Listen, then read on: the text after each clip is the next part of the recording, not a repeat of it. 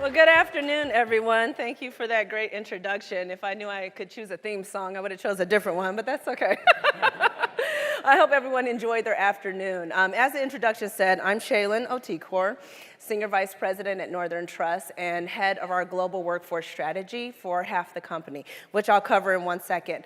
I'm joined here today by John Cronin, who's our eGain product developer. We had to switch out at the last moment for speakers, so excuse the discrepancy in the agenda.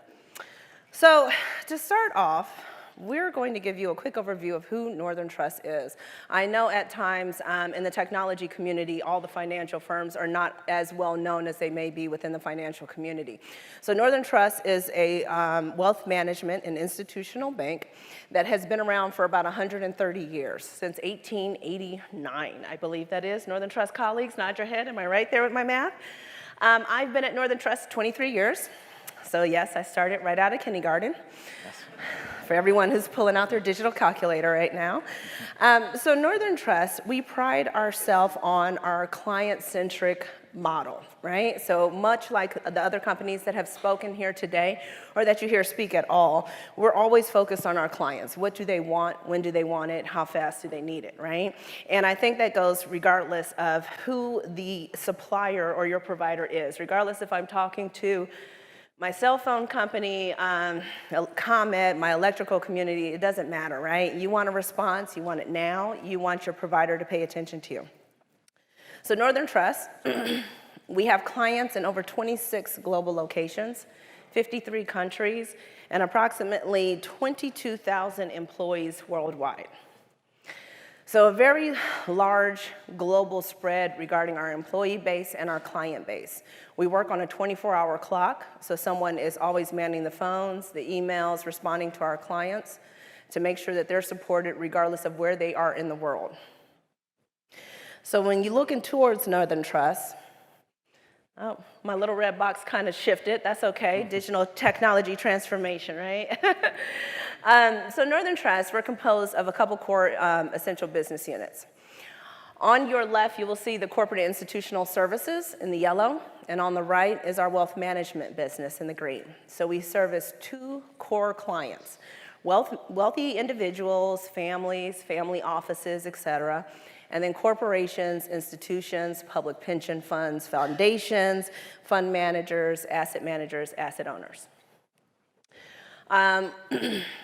Around the house, they're supported by our asset management business unit. They're supported by our asset servicing business segments, and then of course our global operating platform, which encompasses our IT, technology, and support functions to keep the lights on and the wheels running. Not to be underestimated or overlooked by any means, right? So I stem from the CNIS side of Northern Trust, where we have developed a new workforce strategy within the past 2 years to accommodate the changing technology transformation within the financial services. The wealth side of the business is doing the same. The difference on the CNIS side of the business is that we service asset managers who are much more fintech savvy, operational savvy, tech savvy. So essentially on CNIS, we sell operations and technology. To help support this model that we have in CNIS, we developed our global workforce strategy. So at the top of the house, we have Mike O'Grady, our CEO. We have Pete Cherwich, who's the business unit president of CNIS. We have Penny Biggs, who's my boss, chief strategy officer. And then myself, workforce strategy lead, and I oversee 6 core components of our workforce strategy. And I know people look at this and they're like, God, what is your job?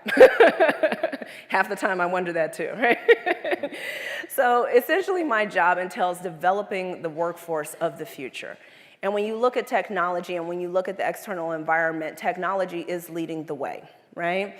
So when you look at our workforce, specifically within CNIS, we have half the company at Northern Trust. So over 10,000 employees globally of the 22,000. Our employees are broken into 3 world regions, evenly distributed in 20 countries. So keeping tabs on that many employees is not easy. And that's just on a purely workforce function. Imagine keeping tabs on that many employees and the hundreds of clients we have in all the different world and global regions. So in my role, I look over the culture, productivity, and development of how we're getting ready for the workplace of the future. Now, within our segment, because we are half the company, and we service asset managers, and we sell operations and technology, a large portion of our workforce is millennials, approximately 75%. So you know millennials. Outside of work, they have their instant messaging, their Instagram, their Snapchat, and then they come into big, large corporations such as Northern Trust, and they kind of get taken back into the dinosaur era a little bit due to a bulk of regulatory restrictions, other financial red tape, and other things where we're not always able to adapt as quickly and as flexibly to some of the digital technology that's entering the community and the industry. So some frustration there with our workforce, and we're looking to adapt, and there's some frustration with our clients as well. And it's difficult for us because in the financial community, number one, front and center is risk, cyber risk, fraud, breaches. I'm sure you've heard all the horror stories in the news, be it Capital One or the Equifax, et cetera. So we're always striving day in, day out to not be the next name in the news. We spend an inordinate amount of time, capital, and planning on simple risk management and oversight. Then you have to take into effect that when you look at our client base and our employee base here, we have emails flying all over the place. We have workflow going. We have clients that are placing trades in Russia, but they're based in New York. Or they're trying to settle foreign exchange in India, and they're based in California. So the time zone, the clock, it is critical that our partners, who we call our employees, or employees we call our partners, are responding quickly to alleviate any potential financial fines or any other risk or monetary, reputational, et cetera. So as we look towards our workforce strategy, and we were looking to develop this, and specifically our digital technology transformation, we recognize a couple of trends that were going on in the industry. So when you think about the financial firms, we have spent the last couple of years digging ourselves out of all the financial regulation that was created from the economic crisis. So we were busy responding to the Dodd-Franks, the AIFMDs of the world, all the regulatory policies that required us to develop new infrastructure to protect consumers, to ensure that trades were being settled, that cash wasn't overlapping, that we weren't robbing Peter to pay Paul. And so for the past couple of years, we have spent all our investment capital, time, and energy just on the regulatory risk management. So now in the past year, some of that has loosened. We won't talk about how or why. But due to that, we're now taking a breath of fresh air and looking around. And what we notice is that we're behind the curve. And this goes for pretty much all large financial corporations and firms who have been focused on regulatory implementation for the last couple of years. We now recognize we're behind the fintech curve, the digital technology transformation. Our employees are expecting us to have all the cool, savvy tools. You know, and it was funny story, when I moved into this role and I started looking at our digital technology transformation and having meetings with digital tech firms, right away, they wanted to see me and hear me. And I know that's the norm for most of the people in the audience. And I'll tell you, I was having a meeting with Zoom, and on my computer, I saw Zoom. I saw their faces, I heard them. It was all video-based, and they said, well, where's your video? I said, I don't have one. Where's your mic? I don't have one of those either. So that's where we started about a year ago. Luckily, my boss gave me a webcam, so that was great. I just got a new laptop with Win 10 and Office 365, so I'm really excited now. We're getting a little bit closer to that. I spent probably an hour the other day asking IT to change my text from red to black, but that's, you know, little stumbling stones. So this is where we're leading right now. So as we talk about how we're training our talent to service our clients in this new digital technology world, how are we adapting to the changing roles and trends? How are we making sure they're developed, that they have the tools that they need, that they have the skill set that they need, that we're hiring the right talent who is even tech savvy? So before, we used to just hire people straight out of college, BS in finance, BA in liberal arts maybe, and that was good enough. It's not good enough anymore.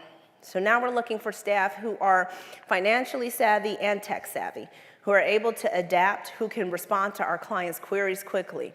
More importantly, we're looking for platforms and applications that can also adapt, that are also user-friendly for individuals who are straight out of college, for senior managers who may not be tech savvy. We have the 3 generations in the workforce, so it is difficult to hire millennials straight out of college and put them on platforms like eGain, but then also have senior managers who have never had applications like eGain, and they must produce reporting and dashboards that are user-friendly and easy to follow.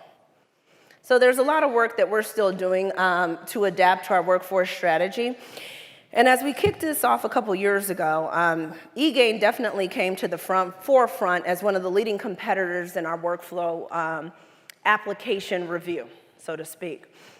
So what we were looking for at the time, we wanted to take large teams that were globally based, perhaps 100 in Chicago, 100 in India, maybe 100 in Limerick or Ireland, and put them on the same workflow tool so that we can manage emails. Something as basic as that, right? So one of the running jokes of some of our clients was, oh, you guys never respond to emails. You never get back to me.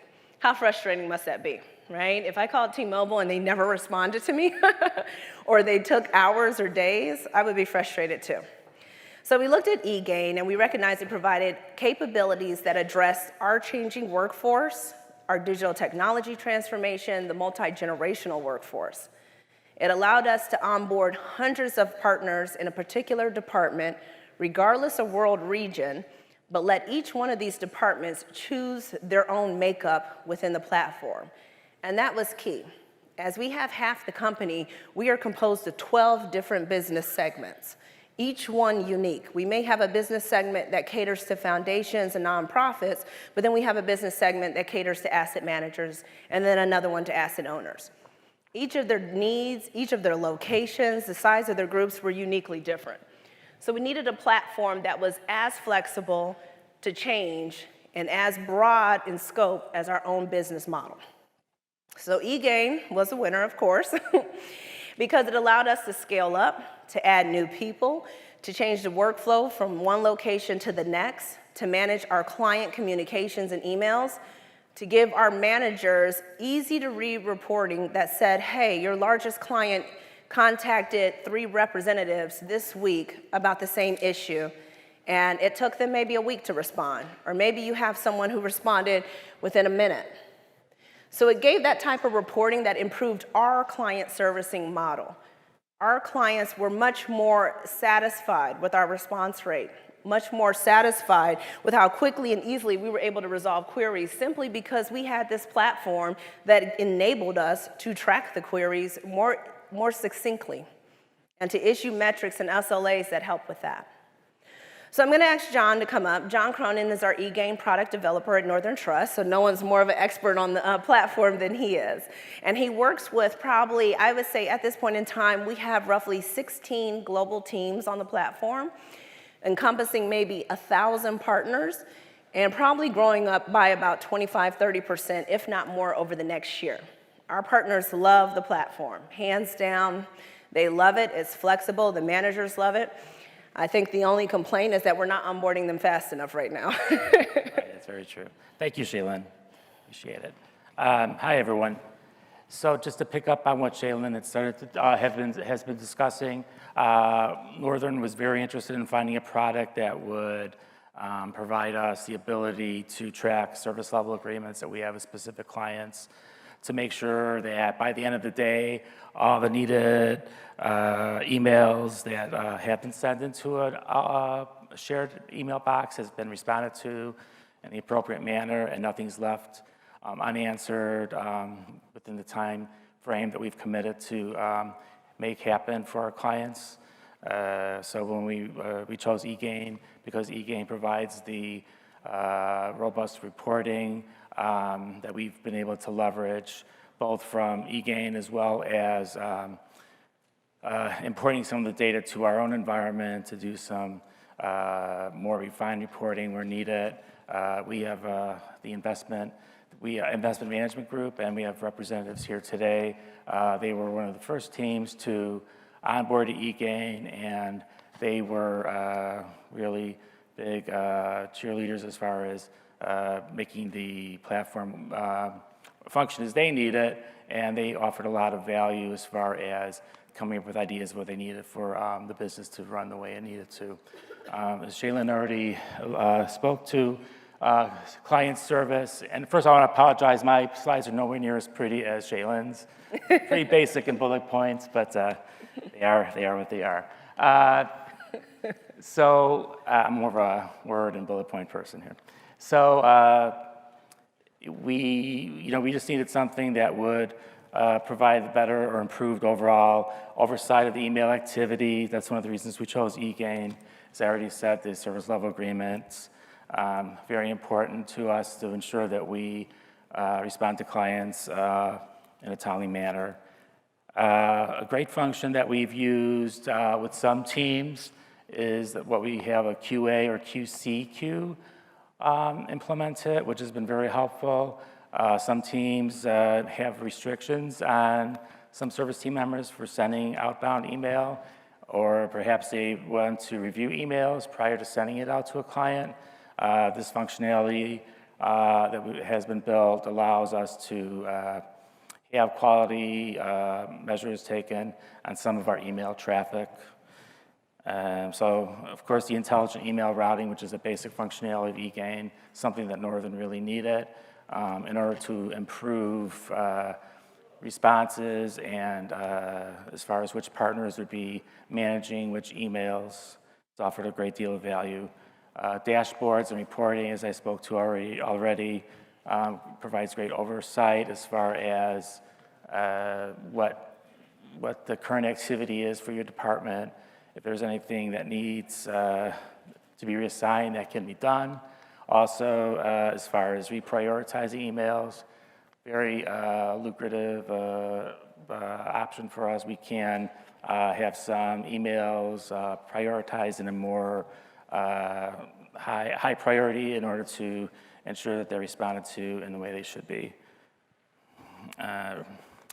Client privacy, extremely important to Northern, and mitigating risk. We've been able to leverage some of the functionality from eGain to afford us that ability. As we continue to grow that, we're looking at other options within eGain, but right now using knowledge and solve functions with eGain has been very helpful as far as providing our partners or agents the best responses to the particular item that's been sent in. This slide represents the adoption of eGain. As Shaelyn already spoke to, there's quite a number of teams that are requesting to be onboarded to the platform, and they're in queue. But you can see that our growth has continued. The SLA response, which is very important to us, up 7%. And we have the actual adoption worldwide is up 39%, so close to 40%. Emails processed by eGain has increased substantially over the past year as well. So that continues to grow, and we certainly expect that to stay on target as far as growth.